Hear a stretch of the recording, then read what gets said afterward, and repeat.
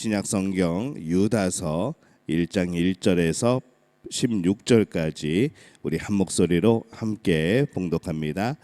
예수 그리스도의 종이요 야고보의 형제인 유다는 부르심을 받은 자 곧 하나님 아버지 안에서 사랑을 얻고 예수 그리스도를 위하여 지키심을 받은 자에게 편지하노라. 긍휼과 평강과 사랑이 너희에게 더욱 많을지어다. 사랑하는 자들아, 우리가 일반으로 받은 구원에 관하여 내가 너희에게 편지하려는 생각이 간절하던 차에 성도에게 단번에 주신 믿음의 도를 위하여 힘써 싸우라는 편지로 너희를 권하여야 할 필요를 느꼈노니, 이는 가만히 들어온 사람 몇이 있음이라. 그들은 옛적부터 이 판결을 받기로 미리 기록된 자니 경건하지 아니하여 우리 하나님의 은혜를 도리어 방탕한 것으로 바꾸고 홀로 하나이신 주제 곧 우리 주 예수 그리스도를 부인하는 자니라. 너희가 본래 모든 사실을 알고 있으나 내가 너희로 다시 생각나게 하고자 하노라.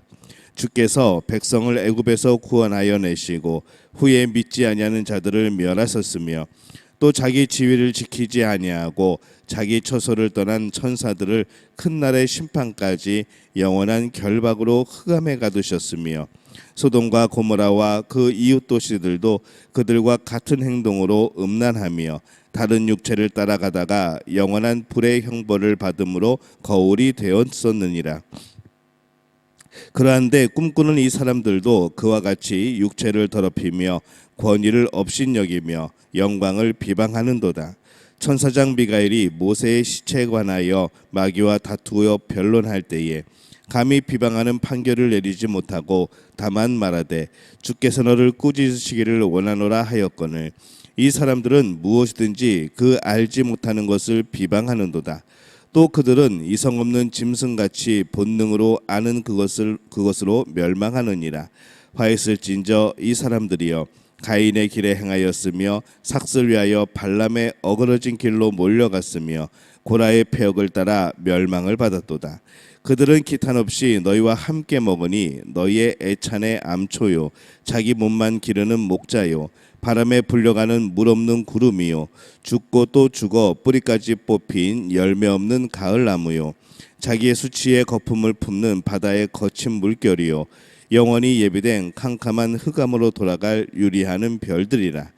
아담의 7대손 에녹이 이 사람들에 대하여도 예언하여 이르되 보라 주께서 그 수만의 거룩한 자와 함께 임하셨나니 이는 무사람을 심판하사 모든 경건하지 않은 자가 경건하지 않게 행한 모든 경건하지 않은 일과 또 경건하지 않은 죄인들이 주를 거슬러 한 모든 완악한 말로 말미암아 그들을 정죄하려 하심이라 하였느니라.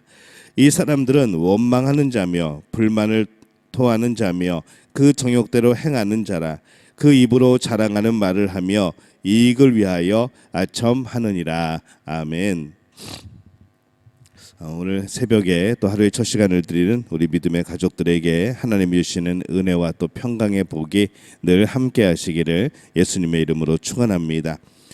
오늘은 경건하지 않은 이 거짓 교사에 대한 이 경고의 말씀을 주고 있습니다.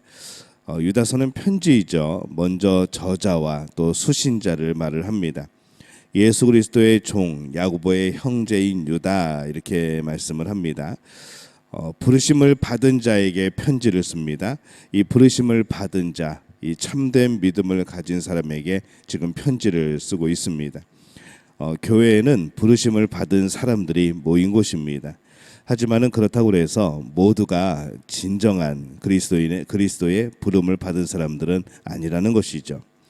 그래서 이 유다가 자신이 급하게 이렇게 편지를 쓰게 된 이유에 대해서 3절에 이렇게 말씀을 합니다.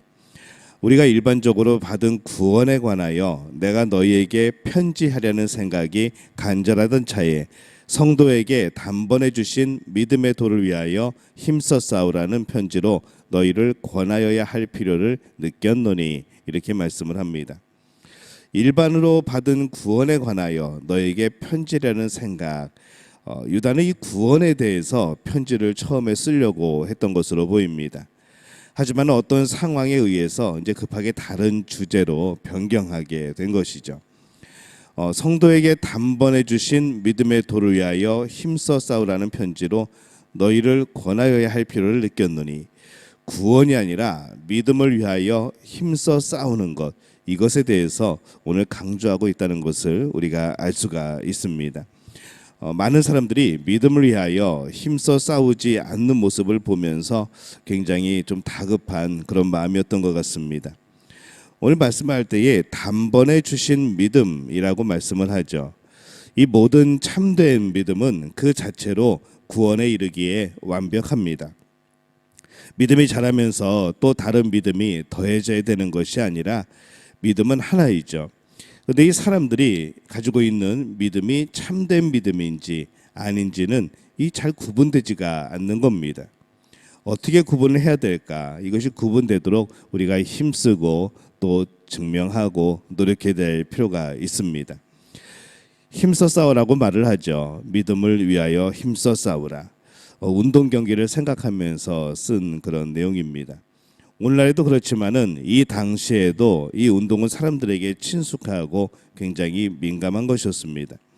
운동 경기에서 이기기 위해서 많은 준비를 하고 또 집중을 하고 노력을 해야 했던 것이죠. 그것처럼 우리 믿음에 있어서도 힘써야 된다라고 말씀을 합니다. 근데 이 사람들이 믿음을 위해 힘쓰지 않는 것을 보았던 것 같습니다. 힘쓰지 않으면 운동 경기에서 이길 수 없는 것처럼 이 믿음조차도 이겨낼 수 없는 그런 능력 있는 믿음이 될 수가 없고 가짜로 판명이 되는 것이죠. 그래서 이제 믿음과 진짜 믿음과 이 가짜 믿음의 특성에 대해서 말씀을 합니다. 4절에 보면은 이는 가만히 들어온 사람 몇이 있음이라. 그들은 옛적부터 이 판결을 받기로 미리 기록된 자니 경건하지 아니하여 우리 하나님의 은혜를 도리어 방탕한 것으로 바꾸고 홀로 하나이신 주제 곧 우리 주 예수 그리스도를 부인하는 자니라. 이렇게 말씀을 합니다. 경건하지 아니하여라고 말하죠. 이 유다는 경건을 진짜 믿음의 표징으로 보았습니다. 경건은 애써야 얻어지는 겁니다. 경건은 하나님을 경외하면서 나오는 행동인 것이죠. 실제로 움직이고 행동하는 겁니다. 어떤 행동을 하려면 우리는 마음이 있어야 되고 거기에 또 생각이 있어야 되고 그러고 나서 이제 몸이 움직입니다. 그래서 어떤 행동을 하기 위해서는 그냥 행동이 되어지는 것이 아니라 애써야 합니다. 특히 경건의 행동은 나의 본능대로 행하는 것이 아니라 때로는 나의 본능을 거스리면서 하나님을 경외함으로 나오는 행동입니다. 그러다 보니까 이 하나님을 경외한다는 것, 우리가 경건하다는 것은 정말로 애써야 나올 수 있는 그런 모습이라는 거죠. 하나님의 은혜를 도리어 방탕한 것으로 바꾸고라고 말씀을 합니다. 믿음이 있노라 하는 것이 말하는 것이 경건을 위해 애쓰고 있으면 하나님의 은혜를 믿는 것이고 은혜 가운데 사는 거죠. 근데 믿음이 있노라 하면서 경건이 없다고 한다면 그것은 방탕한 겁니다. 그들도 여전히 하나님의 은혜를 믿는다고 말을 합니다. 또 하나님의 은혜라는 말을 입에 달고 살 수도 있죠. 하지만은 경건하지 않으면 그 사람은 그냥 그렇게 하나님의 은혜 말하지만은 진정으로 그 은혜에 합당한 그런 삶의 경건의 모습들이 나타나지 않는 겁니다. 그래서 방탕하다고 말하는 것이죠. 어쩌면은 그들이 말하는 믿음과 은혜는 그들이 방탕을 눈 감아주고 씻어주는 마치 그런 면허증처럼 그렇게 여기는지 모르겠습니다. 우리도 한번 이 부분을 좀 유심히 살펴봐야 됩니다. 하나님의 은혜를 믿고 우리가 여전히 하나님의 사랑을 믿는다고 말하지만은 그것이 내 잘못을, 내 죄를 감추고 또 여러 가지 나의 방탕의 모습들을 눈 감아주게 하는 그런 어떤 가면은 아닌가라는 생각을 우리가 해볼 필요가 있습니다. 주 예수 그리스도를 부인하는 자니라고 말합니다. 이것은 망령된 믿음이죠. 이 진짜 믿음이 아닙니다. 그들의 입술이 아무리 예수님을 믿는다고 말하여도 그 말은 오히려 예수님을 더욱더 부인하게 되는 그러한 말이 되어지는 겁니다. 정말로 주 예수 그리스도를 부인하는 사람들, 내가 진정으로 마음속으로 믿지 않는 사람들은 자신만 믿지 않는 것뿐만 아니라 다른 사람도 믿음에서 떨어지게 하는 그런 일들을 행하게 됩니다. 이 껍데기만 신앙인은 믿지 않는 사람과 사실 거의 같습니다. 그래서 5절에서 7절에 보면은 이 방탕한 길을 간 이 그 사람들의 모습이 결국 이 믿음이 없는 사람들의 모습이 드러나게 되고 거기에 대한 예들이 나오게 됩니다. 먼저 5절에 보면은 너희가 본래 모든 사실을 알고 있으나 내가 너희로 다시 생각나게 하고자 하노라. 주께서 백성을 애굽에서 구원해 내시고 후에 믿지 아니하는 자들을 멸하셨으며라고 말씀을 합니다. 잘 알고 있으면서 놓치는 경우가 말하기 많기 때문에 다시 말한다고 말씀을 하죠. 애굽에서 나왔다고 모두 구원받은 사람은 아닙니다. 애굽에서는 구원을 받았지만은 진정으로 그들이 하나님 안에서 하나님을 경외하며 하나님을 온전히 믿는 믿음으로 살았는가? 이제 그것은 우리가 이제 판명해 봐야 된다는 것이죠. 믿음 없는 이들이 결국에는 광야에서 망하는 모습들을 우리가 봤습니다. 이 가짜 믿음의 사람들의 특징은 그렇습니다. 경건 대신에 다른 길을 가는 거죠. 8절에 보면은 그러한데 꿈꾸는 이 사람들도 그와 같이 육체를 더럽히며 권위를 업신여기며 영광을 비방하는도다. 이 꿈꾸는 자들이라고 표현을 하죠. 말씀이라는 기준이 아니라 자기 중심의 꿈을 길을 정하는 겁니다. 자기 멋대로의 믿음, 내가 생각하는 것에 옳다고 생각하는 믿음, 그것을 지키는 것이죠. 이 말씀이 기준이 되지 않으면은 우리는 언제든지 내가 하나님이 되어지고 내가 예수님이 되어지는 겁니다. 결국엔 내 마음대로 신앙생활을 하게 되어지는 거죠.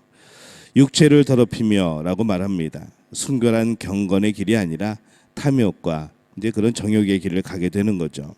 또 권위를 업신여기며 라고 말씀을 합니다.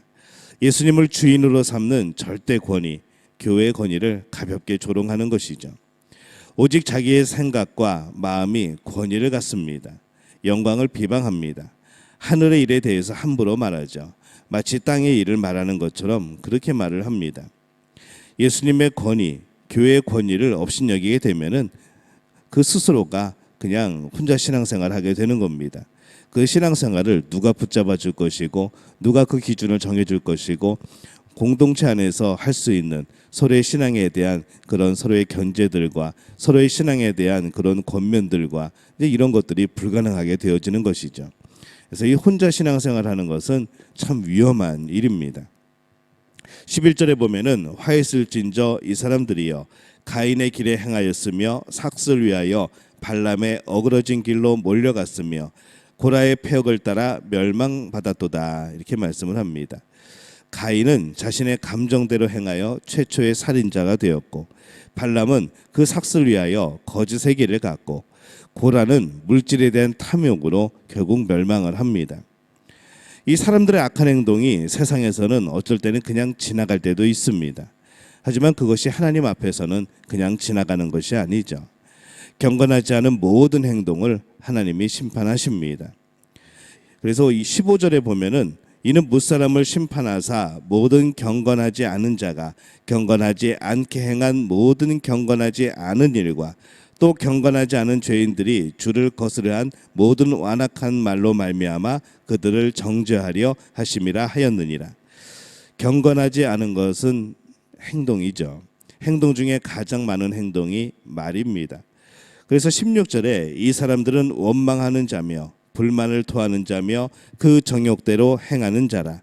그 입으로 자랑하는 말을 하며 이익을 위하여 아첨하느니라 이렇게 말씀을 합니다. 자신에게 주어진 환경에 대해서 늘 원망하는 것, 착한 행동을 하지 못할 수밖에 없죠. 돈이 없고 능력이 없고 몸이 건강치 못하고 뭐가 없고 뭐가 안 되고 무엇이 또 안 되고 그럼 도대체 뭘 할 수가 있는 겁니까? 늘 불만을 토하는 사람입니다. 다른 사람들의 잘못을 잡아내죠. 내가 못하는 것을 다른 사람들의 잘못을 잡아냄으로 인하여서 저 사람도 그렇게 못하지 않느냐, 저 사람도 그렇지 않느냐, 이제 그러면서 자기의 잘못들을 그냥 희석시키는 겁니다. 그래서 다른 사람들의 사기를 꺾어 놓습니다. 다른 사람들이 잘하는 것을 참지 못하는 것이죠. 그래서 맨날 못한다 잘못됐다 말하면서 오히려 더 잘하지 못하게 하는 거죠. 유다는 오늘 말씀에서 이 가짜 믿음이 참 많다는 것을 보고 이 성도가 경건에 힘써야 된다. 그래서 자신의 가짜 믿음과 진짜 믿음을 분별하고 구별해야 된다라고 말씀을 합니다. 가짜 믿음, 혼동스러운 믿음을 가지고 있으면은 참 안 됩니다. 힘써야 하죠. 운동 선수들이 힘쓰는 것처럼 우리도 힘써야 하는 겁니다. 힘쓰지 않으면서 우리가 온전한 신앙생활을 할 수 없다는 것이죠. 경건하지 않은 사람은 믿음이 없는 사람입니다. 만약 그가 믿음이 있노라 말한다면 아마 은혜를 바탕으로 그렇게 생각하는 것일 겁니다. 은혜를 경험하였지만은 실제로 은혜 안에 살지 않는 경우들이 많은 것이죠. 은혜를 경험하였다고 하는 것은 감격하는 겁니다. 더 하나님과 친밀하여지는 것이죠. 은혜를 경험하였다고 하는 것은 더욱더 예수 그리스도를 온전히 믿는 겁니다.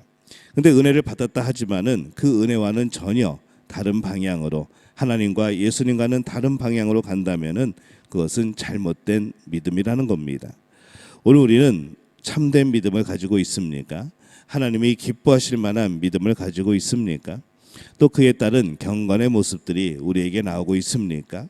이 모든 질문에 네라고 대답할 수 있는 그런 복된 믿음의 가족들이 되어지시기를 예수님의 이름으로 축원합니다.